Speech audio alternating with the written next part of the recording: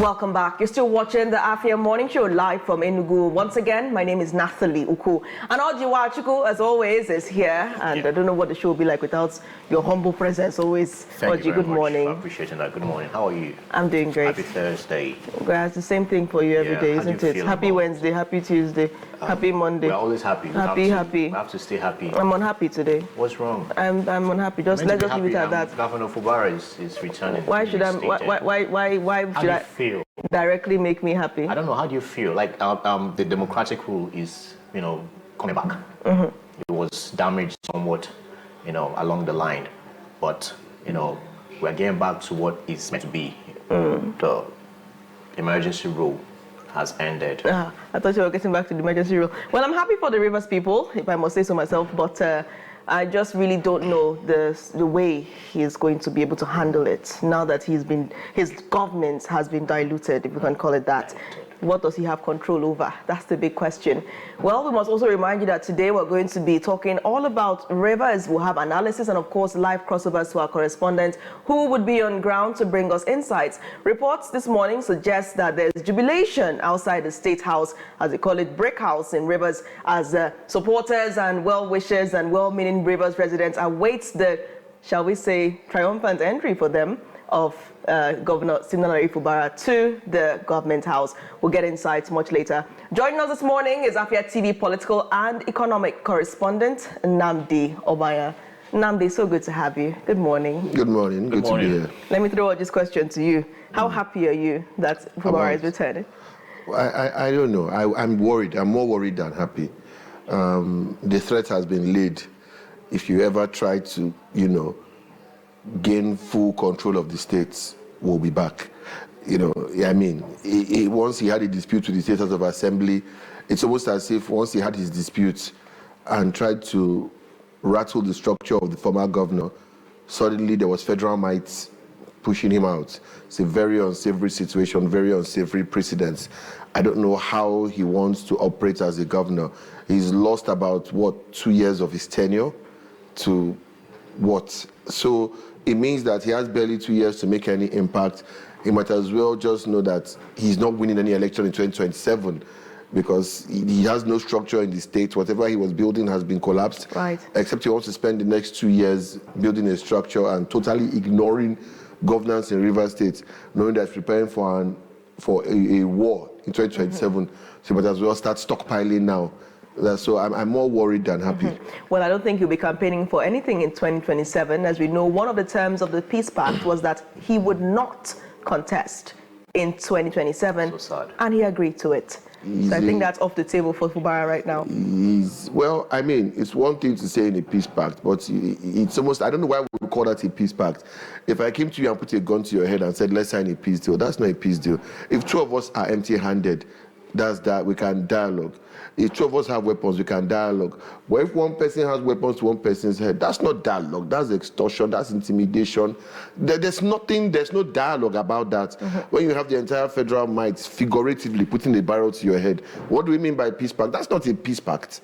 That was a threat. So he's basically been intimidated into making concessions he would not normally make. Do you think this is the beginning of the end of emergency rule in the APC-led government in Nigeria, or this is just inception, the advent of a new strategy in case any state, behave anyhow, they say anyhow? Let me begin by drifting wildly into the realm of conspiracy. Let's say I just want to be a conspiracy theorist. This is not rooted. What I'm saying, caveat, it's not rooted in fact. Public disclaimer. This is just me, this is fiction, this is imagination. Thinking out loud. But imagine a situation towards 2027 where we begin to see the states that are going to oppose the APC, as well as the states that have strong structure for maybe a candidate like Peter Obi or the ADC or the PDP.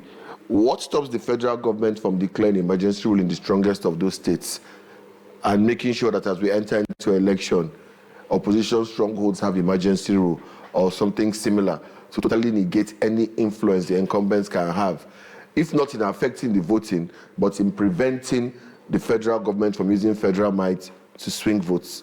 They've put a blueprint in place. They've seen that Nigerians are docile. I mean, for all the talk I hear about PHP Takwa, They literally kicked your governor out of government house, put a sole administrator, and he ran there for months, and everybody in Port Harcourt was just looking. So where are the so-called strong men?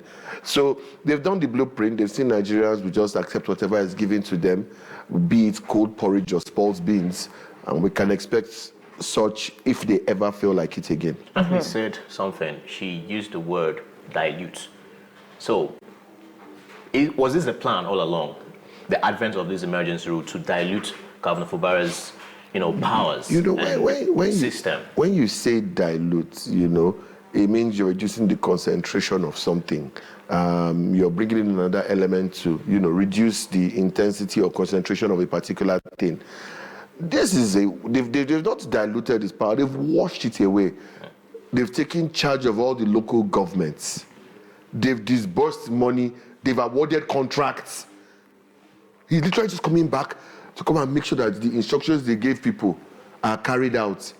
And if he makes too much noise, maybe the federal government will be back again. Right. I don't know what he's coming to do. Contracts have been awarded. Local governments have been taken over. What exactly is he coming to do?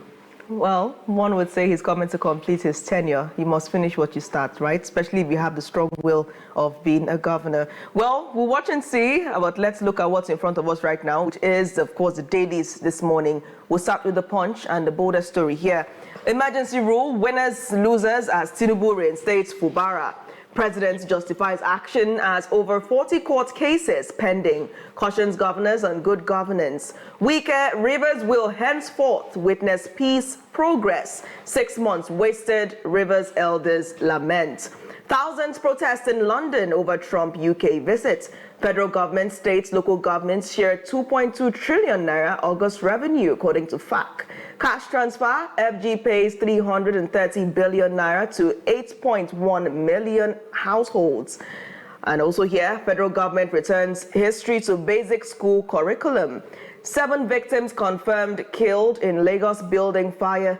Federal government votes 300 billion naira to power teaching hospitals and varsities. On The Guardian, doubts, uncertainty in rivers power tussle as Fubara returns. Federal government says 330 billion naira disbursed in cash transfers to poor households. Over 60% of candidates passed 2025 SSCE with 5 credits and above. Traders count losses as UBA FIRS mourn staff lost in Lagos fire. NECA urges strategic monetary policy easing as IMPI projects 17% inflation by year end. Anambra Guba, play by rules, Ohaneze tells Soludo, Ukachukwu, and Ekunife. Straight to Salient Times. Tinubu suspends emergency rule in rivers. Fubara Amawule resumed today. 4 FIRS staff killed in fire outbreak at Afriland Towers. Engage in constructive dialogue with Dangote, Ndume tells Nopeng others.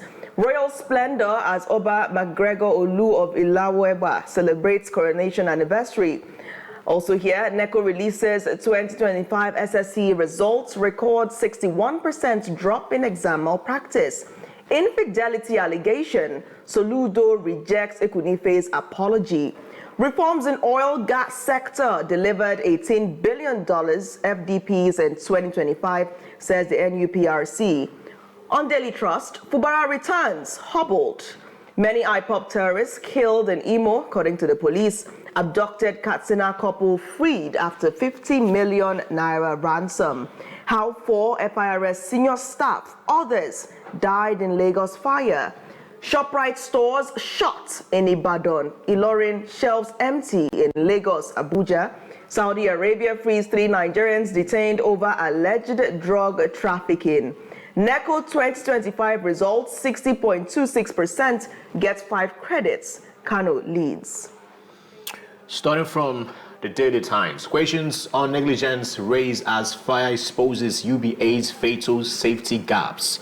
Kiyamo says over 95% Nigerians fly foreign airlines in absence of national carrier.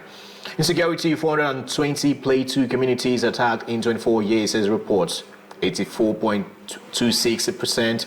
Students score above 5 credits as NECO releases 2025 SSCE results. Nigeria, one of biggest beneficiaries of Brexit, says UK envoy. Issues as democratic governance returns to Rivers states today.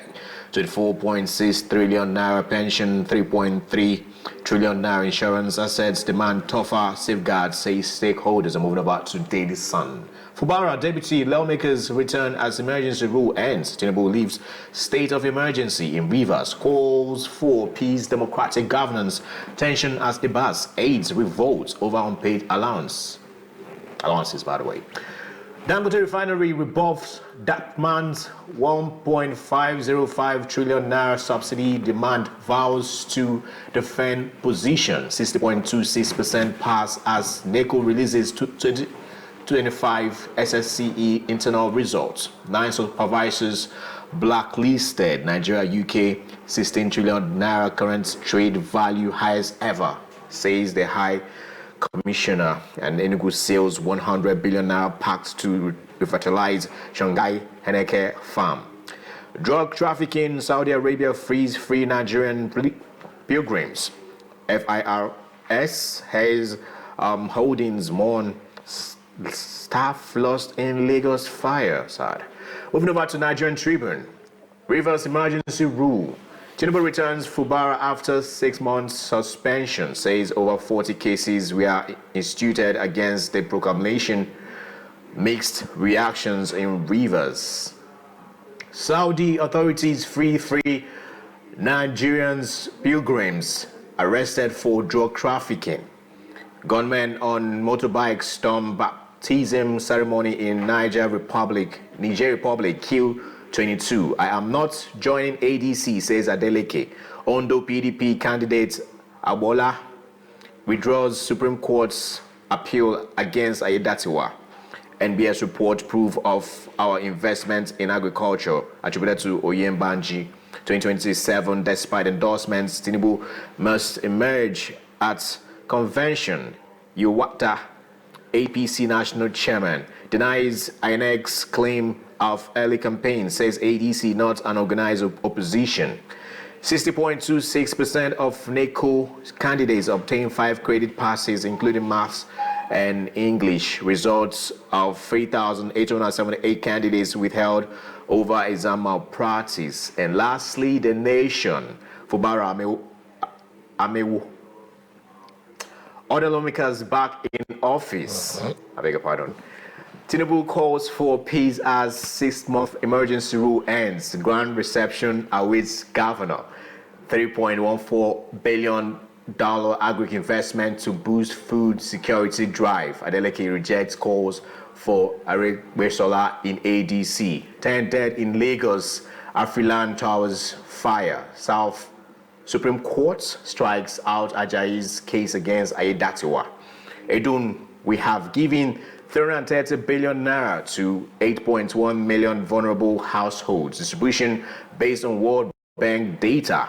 FAAC distributes record 222 trillion naira to Fed, states, and council. ADC, not party of early campaign, says chair. Trump's UK visit attracts pomp protest. Lastly. All right, Oji, where do we begin this morning? Finally, and obviously and ostensibly from Port Harcourt, Rivers State. I want to ask this question though. Well, let's start from Nigerian Tribune. Rivers emergency rule. Tinubu returns Fubara after 6 months suspension. Pundits and critics are calling for a Ibas probe. What do you have to say about that? I think there was a headline there, if you notice, that stated that there were about 40 cases instituted against the emergency rule proclamation. And we also saw yesterday the security men in the house, right, complaining, revolting. Oh yeah. So it's been a shambles, beginning to end. It's and it's funny how the former administrator Ibas ended it with Thanksgiving. I mean, you're thanking God for an illegal occupation of a state that is not rooted in any constitutionality. I don't understand. You can say it's following the president's orders, but I think there's something as discernment where you as a former military man know that the directive given to you is is illegal, whether we like it or not, because there's nowhere in our constitution that says you remove the governor. We've had state of emergency when there were terrorist issues in the Northeast. You don't remove the governor.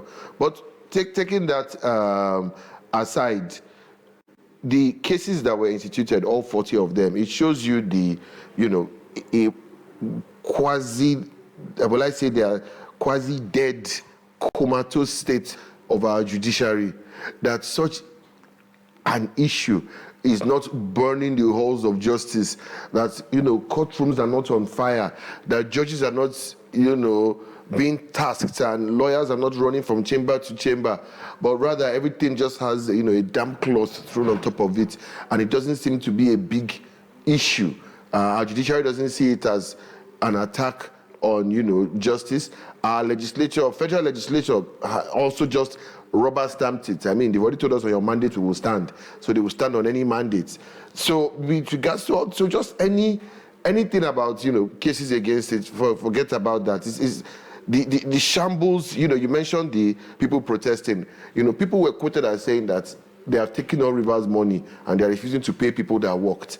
These are the people that were working in the government house, in the governor's office, the governor's office, people making, and they are complaining they were not paid. And the problem for them now is that once IBAS goes, they're not getting paid. When it goes, yeah. Fubara doesn't know any of them. He knows his staff.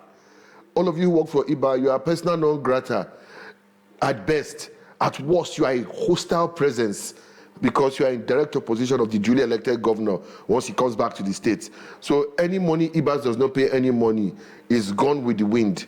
Nothing is going to happen to them, which is why they're probably, agitating.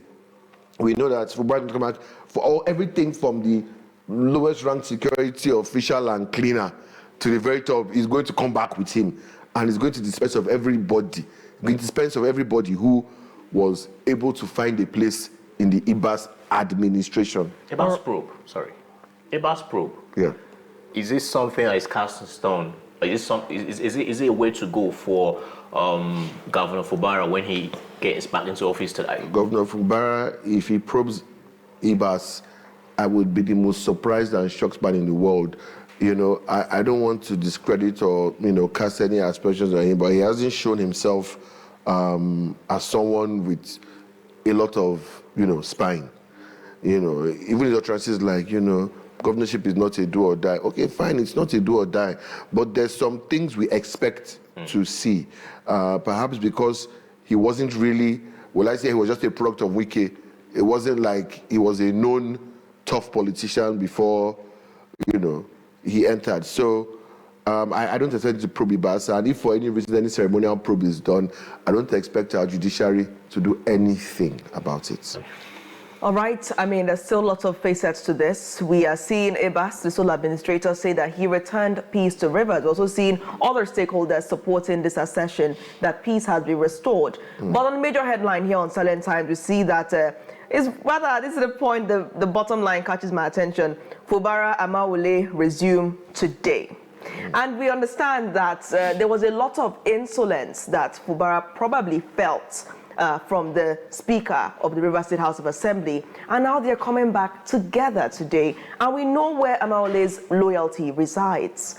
And we're still discussing this in the realm of peace being restored for the duration of the 6 months. Do you see a drastic degeneration as a result to the casket that seems yet buried? So, throughout the whole period where this was happening, where do you think Amawole was? I saw him one time. He was out there. I think they traveled abroad for some kind of engagement. One thing is for sure. We know where his loyalty lies, and we know with whom he was frolicking, fraternizing, and, relaxing with throughout the period. The same people who had pins under Governor Fubara's souls.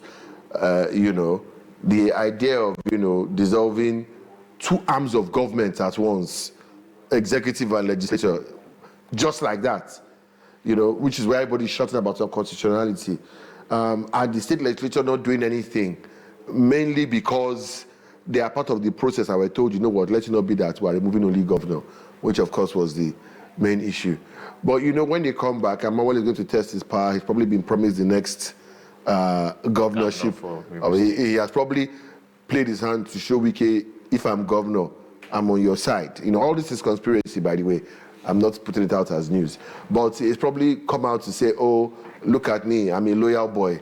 So expect to see a bit more, targeted and deliberate destabilizing and, making mountains out of molehills. And with your reference to the casket that is not yet buried, I think we should look more at a cremation because nobody wants to leave anything behind. And if for any reason Fubara decides to stand his ground, then Rivers is in for a very, very, very, very, very hot period. All right, let's move away from Rivers because we're still going to go back to them much later. So let's not stay there too long. We'll move to Anambra now, where we're seeing Soludo rejecting Ekunife's apology. Now, we know that these are really strong infidelity allegations that this lawmaker made against his wife, Noye Soludo. And of course, people are tagging it to what Soludo said about the lawmaker during a prior rally. So what's your take? Soludo is saying that the apology did not emanate from the lawmaker and it's just probably another fabrication, some kind of mischief in the offing. What do you think about the scandalous allegations rocking the state this Cuba season? I think the fact that infidelity and the fact that all the infidelity issues are still in the realm of governorship tells you what is really important in Anambra right now.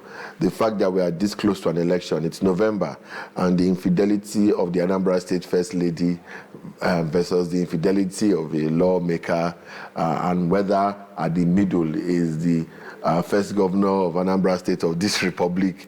If that's the issue that is on the front burner in Anambra, then Anambra people are in serious trouble.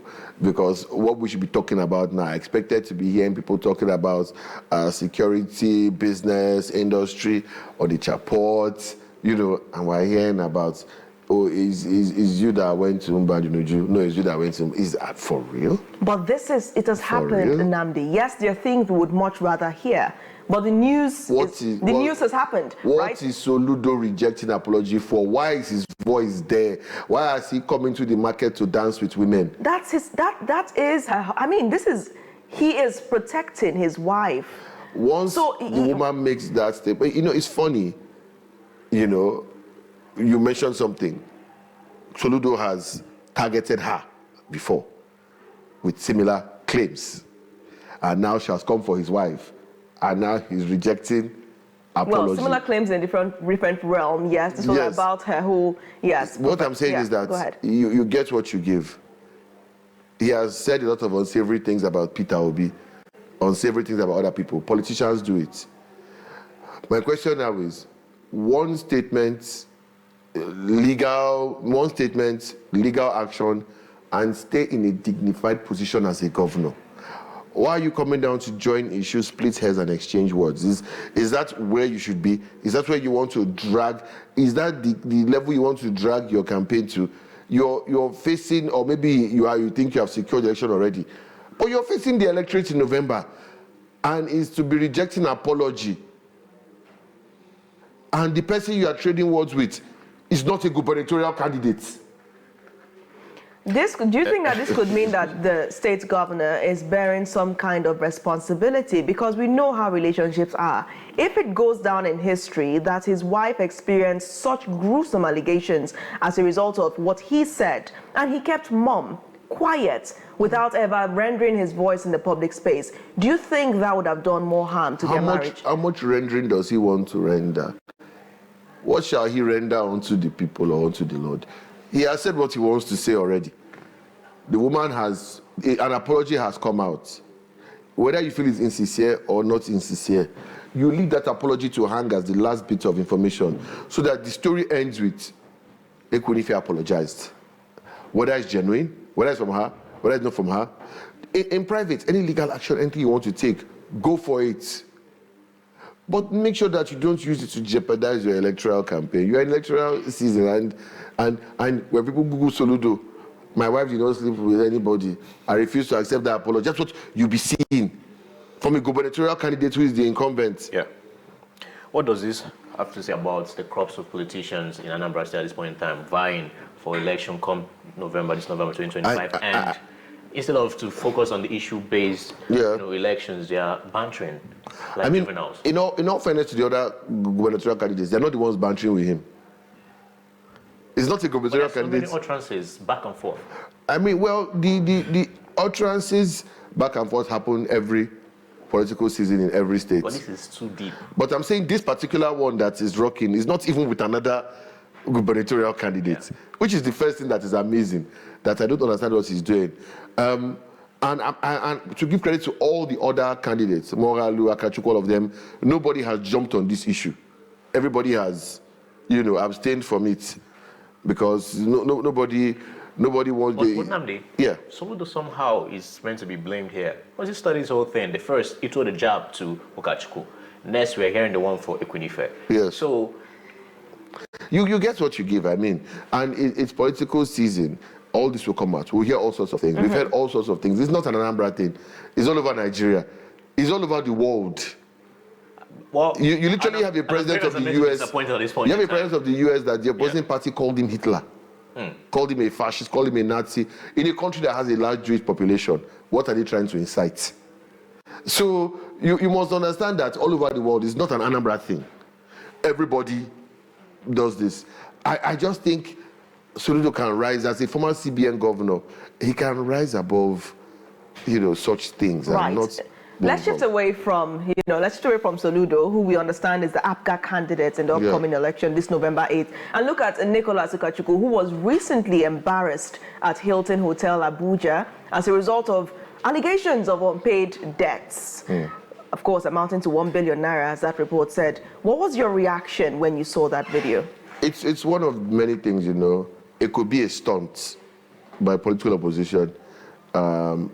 And whatever the reason, the person that would have the effrontery to come and do that is somebody who is sure of being able to overcome consequence, either because of who they are or who their backing is.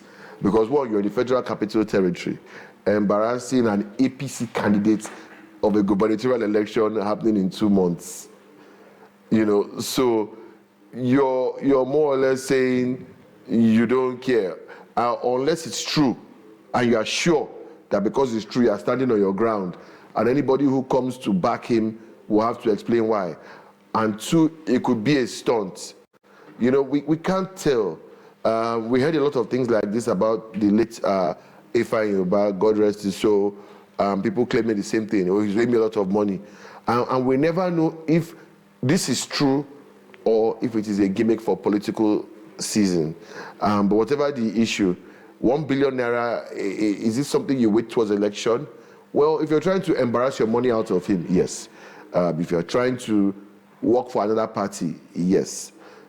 So there's a nefarious undertone to it, whatever way you look at it. But we've not heard, the body language did not tell us anything from him, and we've not heard anything since then. So we cannot make any, assertions on the issue. Well, the question now would be, is he owing or is he not owing? I think that's a big question. That's what I'm saying. The body language doesn't tell us anything. They didn't just go online and say... his camp just said it's a political stunt. Yeah. Yes. That's what his camp said. I link that to that because one of the individuals in that video made a mention of you can never be governor of Anambra State. So when such thing, comes to at the same time, right? That could be the annoyance of somebody who you are owing money. He's looking at you, you're running for governor. You're spending billions on campaign. People are pushing him money. How far do you want you're owing me? So we don't know. It's also possible that it's a political stunt. Or at this point, this is Nigeria. All things are possible. All things are possible. I think I'll still ask if he's owing or if he's not owing. I think that's a big one. Oji, which other headline struck your attention? I think we've literally exhausted everything here. I highly doubt that. Let's look at what happened in Lagos. Now, the Lagos fire. Okay, the fire, 4 FIRS senior staff have reportedly died in those series of fire outbreaks that were reported yesterday in Lagos. And I understand that you have been following the story. Yeah. What's your appreciation? Well, first things first, we need to clear the air on something. I've seen a lot of reports saying it was UBA headquarters. It wasn't UBA headquarters. It was Afriland TAS. There's a UBA branch in it. It's near the head office at Lagos Island. It's not far from it, but it's Afriland TAS. It's not UBA head office, even though they are in very, very, very close proximity. FIRS is also in that building. The Federal Land Revenue Service are also in that building. And apparently what happened was they said it started from the basement, an inverter short-circuited, and the started from the inverter room, the fire started from there. And, there was a lot of smoke going through the building, and usually most people who don't, if you don't know much about fires, and I pray you never find yourself in that situation, the smoke is almost as deadly as the fire itself. The smoke inhalation, it's ridiculous. It takes a very short time for you to pass out, because it's not something that is survival. And then you also get disoriented, because there's black smoke everywhere. You can't see your way. And we saw people out of desperation jumping out of windows onto ledges, jumping 2-3 floors, just to get out of there. Of course, there were fatalities. We're very sad to hear that. 2 units of the fire service were dispatched. They said they came there and they controlled the situation. They were fighting the fires as, customers and staff ran out. But there's still the other side of people who complain that, it was not up to par, which surprises me greatly, because I remember as far back as the Fashola administration, Fashola did very, very fantastically with the Lagos State Fire Service. We used to say that Lagos had European fire service standards. It was so well coordinated that even the State Traffic Management Authority had their role in, if there was a fire, in blocking off one lane on the opposing lane where there was no traffic. Like, they would create a no traffic route all the way to the fire scene.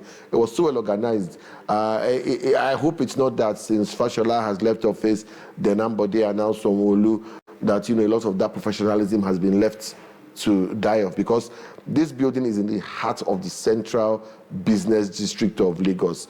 Yes, Alausa is the capital territory, but Lagos Island is the business district. I think it's really sad, and I think we need to do more to control a lot of these outbreaks. Lagos is already overpopulated, crowds, buildings. It's important. Around that place, majority of, when they talk about Igbo traders in Lagos, that's Okearim, Balogun Market, a lot of the Igbo traders selling clothes in Lagos. That's where they are. It's all around there. So imagine that fire spreading into the market. Everything there it's will really tragic. Go like this. Really tragic. Let's look at this headline on Daily Trust. ShopRite stores shut in Ibadan. Ilorin, shelves empty in Lagos, Abuja. I'm surprised that Enugu is not listed as one of the locations where the shelves are empty. We have put correspondents on this bit to continue to follow up on it. And the last time, the turnout of items was abysmal. Yeah. What do you think is going on with ShopRite? Is Persiennas, I think that's the company that took over it at that time, unable to handle it any longer? So as early as last December, we're already getting the feelers that staff numbers have been reduced. People have been told to start looking for other jobs. This is December last year. They already knew what was coming. Of course, they still had inventory to push to the shelves, but there was no way to replenish. And there are many reasons for it. One is that the goods they are bringing in, the Naira is depreciating very, very fast. And a lot of items on the shelf are going out of the reach of the average Nigerian. Because even while the dollar is collapsing, wages are not going up. So, that there's a situation where your wages can be going up as your currency is going down, but your real wages might still be behind. But in this case, wages are not even moving. So real wages are dropping very, very, very, very fast. So most people cannot afford a lot of the things there. So the first things to suffer were the perishables, and the ShopRite stores have a lot of perishables. So heavy losses were made there. Then you now have the fact that a lot of the things that are imported, those imported things, and customs, import duties, with currency fluctuation. So now you're bringing in things from South Africa, mostly in rand, dollars, and you are going to sell in Naira. By the time you convert, everything is ridiculous. Then you have cost of operation. There is no disco that is a reliable entity, no disrespect. So they must have alternative power sources like diesel generators, and this diesel costs a lot of money. And you know that our petroleum products, since 2023, when it was announced on day one by President Tinubu that subsidy has been removed, shot up like a rocket. And even though it has come down, it is still closer to the maximum price it hit than what it was when he entered. We're still closer to 1.5 than we are to 250. So, and these people have to buy diesel for those generators. So that's their running expenses. Of course, that will go up. But Our president, he's been doing a lot of visiting to other countries, calling for investors to come into the country, right? And also on papers, we always see how stabilized our economy is. So what's happening? Politicians and government people will say what they need to say. Why is it that these so-called investors are not rushing here in droves? Why is it that it is easier for a state governor to get investors to come than the federal government? And I'll tell you why.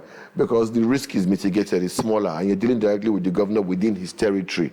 At federal level, people are looking at it. The people who would not be afraid to come are people who are vultures, people who are willing to come here, join the corruption bandwagon, do half-hearted projects, share money with people. But people who have an international reputation to protect will stay away. Nigeria, for all its population, all its size, and all its claim of a great economy, cannot boast of having some certain global institutions that you find everywhere. Every global institution that does not see us as a consumer is not interested in us. We are not seen as we're not seen as a reasonable part of the value chain. We are only regarded at two ends: raw material, consumer. Everywhere within the value chain, nobody really cares. So all the talk about economy being stabilized, or Konjewala congratulating Tinubu, yeah, they might be doing some textbook things that the IMF and World Bank and World Trade Organization will be clapping for. But are these things the best for us? Because don't forget that this IMF, World Bank, they're not owned by the world. It's not a board of directors of the world. It is private entities that are loaning money to countries. And these private entities are people and companies and consortiums in countries, and they will always protect the interest of where they are first, because that's where they are politically affiliated. So there's a very Eurocentric mentality to how they do it. I mean, look at it this way. You are in Nigeria, you want to build road, IMF gives you $10 billion loan, and they tell you that the interest is so and so percent. So that 10 billion, or let's say 100 billion they are giving you, they immediately withhold 40 billion and give you only 60, and say that's the interest on the loan paid, and do not give you 60 billion and say every year you will pay 3 million loan servicing fee for 10 years again. Another condition is that we have the contractor you must bring in from France, a contractor that is their own, that if that person does not meet up or anything, he can go back to France and nothing will happen, and you will now have, and they know you are corrupt. When you start stealing the money, they will not complain. Why? Because they don't care about the project you're doing. They've tied down your crude oil that you will use to pay that money for how many years? Yeah. They've tied your generations up. So they don't care. They've made a quick turnaround profit on you. So if you like, steal the money, they don't care. Right. Okay, I think we're already out of time now at this point, but Nnamdi, because it's you and because we know how you feel about Trump, I just need you to give us one word. Just one word. I don't want to bring that up. No, you have to bring... It's fine, go ahead. We have to throw this to you, okay, because I just want you to give me one word, okay? One word response. The revolt. Yes. What so, revolt? Trump went to UK and there were revolts, protests. President Trump visited UK. He started his state visit and he was welcomed by King Charles III and protesters. What's your reaction in just one word, Nnamdi? It can be one word, but I think they are very stupid, protesting the country that is the only thing standing between you and being run over by any hostile power that was. Right. The UK has no military power. The US is military power. And at the same time, the media is reporting people are protesting Trump. I hope you know that there are pro-Trump rallies as well from British patriots. All right. So the people you're seeing protesting are those who are supporting the Muslim rape gangs and all that. So there's none to it, and I could go on and on and on. But I will say that the UK is very silly for trying to protest its only source of protection on the global stage. Well, at least the key stakeholder there, King Charles III, whom he came to visit as well, US President Donald Trump, welcomed him. But let's leave it at that. Just one word. One word. This is hilarious. You already went beyond one word. We're out of time, Nnamdi. I'm so sorry. I'm so sorry. I know you don't like Trump, but no wahala. I don't have any issue with Trump, but we have to stop here. You will not blackmail me into continuing the conversation. The morning show returns in just seconds. Stay tuned as we go around the region in just moments. Don't go anywhere.